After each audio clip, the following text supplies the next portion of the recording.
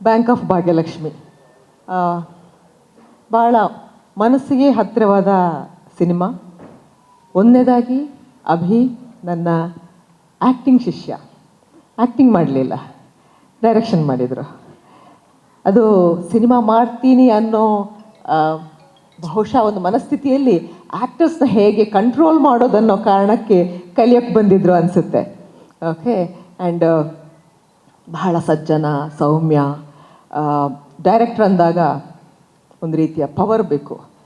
ಅದು ಇಲ್ಲದೆ ಬಹಳ ಆರಾಮಾಗಿ, ಸೌಂಡೇ ಕೇಳಿಸ್ತಿರ್ಲಿಲ್ಲ. ಎಲ್ಲಾದರೂ ಅಭಿಷೇಕ್ ಕ್ಯಾಮ್ರಾಮನ್ ನಮ್ಮದು ಅವ್ರದ್ದಾದರೂ ಸೌಂಡ್ ಕೇಳಿಸ್ತಿತ್ತು, ಆದರೆ ನಮ್ಮ ಅಭಿದು ಧ್ವನಿನೇ ಕೇಳಿಸ್ತಿರ್ಲಿಲ್ಲ. ಏನು ಹೇಳಬೇಕು ಬಂದು ಕಿವಿಲಿ ಹೇಳೋರು. ಆ್ಯಂಡ್ ಆ ಇಡೀ ಸಿನಿಮಾದ ನಟರ ಬಗ್ಗೆ ಹೇಳಬೇಕು ಅಂದರೆ ಅದೊಂಥರ ಮನೆಯೇ. ನನ್ನ ಸ್ಟೂಡೆಂಟ್ಸ್ ತುಂಬ ಜನ ಇದ್ದರು, 13 ಜನ. ಅದರ ಜೊತೆಯಲ್ಲಿ ಹೀರೋ ಜೊತೆಯಲ್ಲಿದ್ದಂಥ 4 ಜನ ಬಹಳ ಒಳ್ಳೆ ಹ್ಯೂಮರ್ ಸೆನ್ಸ್ ಇರುವಂಥವರು. ಯಾವಾಗಲೂ ಶೂಟಿಂಗ್ ನಡೀದೇ ಇದ್ದಾಗ ಎಲ್ಲರೂ ನಗ್ತಾನೆ ಇರ್ತಿದ್ವಿ.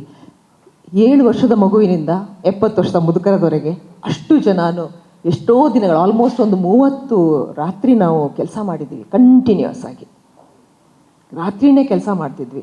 ಆದರೂ ಕಣ್ಣು ಕೂರ್ತು ತೂಕಡಿಸಿದ್ರೂ ಪಾಪ ಎಲ್ಲರೂ ಬಹಳ ಖುಷಿಯಾಗಿ ಬರ್ತಾಯಿದ್ರು. ಕೆಲವು ಕಡೆ ಅದೇ ಥರದ ವಾತಾವರಣ ಇದ್ದುದರಿಂದ ನಿದ್ದೆ ಮೂಡಲು ಇದ್ದರೂ ಪರವಾಗಿಲ್ಲ ಅನ್ನೋ ಹಾಗೆ ಸಂಭಾಳಿಸ್ಕೊಂಡು ಹೋದ್ವಿ.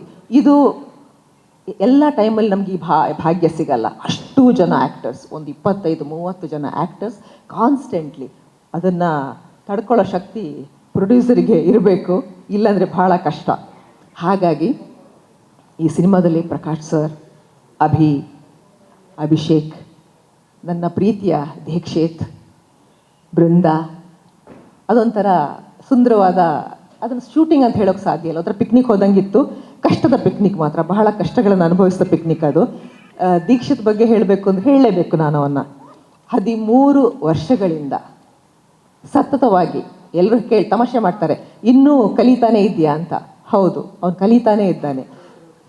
ಅವನ ಮೊದಲನೇ ಸಿನಿಮಾ ದಿಯಾದಿಂದ ಹಿಡಿದು ಮೊನ್ನೆ ನಡೆದ ಮುಗಿಸಿದ ಗರ್ಲ್ಫ್ರೆಂಡ್ವರೆಗೂ ಆ ಕಲಿಕೆ, ಅದು ಸತತ ಕಲಿಕೆ. ಯಾವುದೇ ಸಿನಿಮಾ ಬಂದರೂ ಆ ಪಾತ್ರ ವಿಚಿತ್ರವಾಗಿದೆ, ಒಂದು ಸ್ವಲ್ಪ ಸ್ಪೆಷಲ್ ಇದೆ ಅಂದರೆ ರಾತ್ರಿ ಹಗಲು ಕೂತು ಅದನ್ನು ಮತ್ತೆ ಪರ್ಫೆಕ್ಟ್ ಮಾಡಿಕೊಂಡು ಅದರ ಮೇಲೆ ಹಗಲು ರಾತ್ರಿ ಕೆಲಸ ಮಾಡ್ತಾನೆ. ಅವನ ಸ್ಕ್ರಿಪ್ಟ್ ನೋಡಿದಾಗ ಬೇರೆಯವರು ಹೇಳ್ತಾರೆ, ಡೈರೆಕ್ಟರ್, ನನ್ನ ಸ್ಕ್ರಿಪ್ಟಿಗಿಂತ ನಿನ್ನ ಸೈಡ್ ಡೈರೆಕ್ಷನ್ಸೇ ಜಾಸ್ತಿ ಇದೆಯಲ್ಲ, ಅವನ ಸ್ಕ್ರಿಪ್ಟ್ ಅಷ್ಟಿರುತ್ತೆ.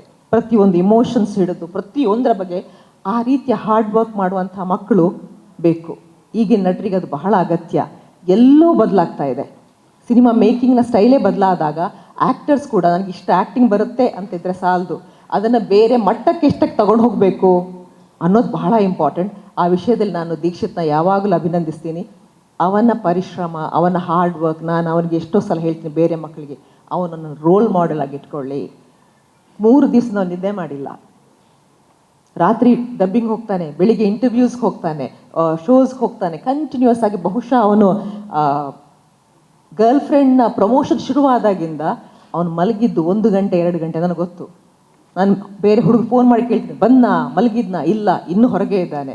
ನೈಟ್ 1:30-2 ಗಂಟೆಗೆ ಅವನ ಪ್ರಮೋಷನ್ ಮುಗೀತಾ ಇತ್ತು. ಮನೆಗೆ ಬರೋದು ಮಲಗೋದು ಆಗ್ತಾನೇ ಇರಲಿಲ್ಲ. ಆ್ಯಂಡ್ ದೀಕ್ಷಿ, ಇಷ್ಟು ಕಷ್ಟಪಡ್ತಾ ಇದೆಯಾ, ಅದಕ್ಕೊಂದು ಪ್ರತಿಫಲ ಸಿಗಲೇಬೇಕು. ನಿನ್ನ ಬಗ್ಗೆ ನಾನು ಯಾಕೆ ಮಾತಾಡ್ತಿದ್ದೀನಿ ಅಂದರೆ I know you very well. ಹಾಗಾಗಿ ನಿನ್ನ ಕಷ್ಟ ನನಗೆ ಗೊತ್ತು, ನೀನು ಎಷ್ಟು ಕಷ್ಟಪಡ್ತಿದ್ದೀಯಾ ಅಂತ. ಆ್ಯಂಡ್ ಅಭಿನಂದಿಸ್ತೀನಿ.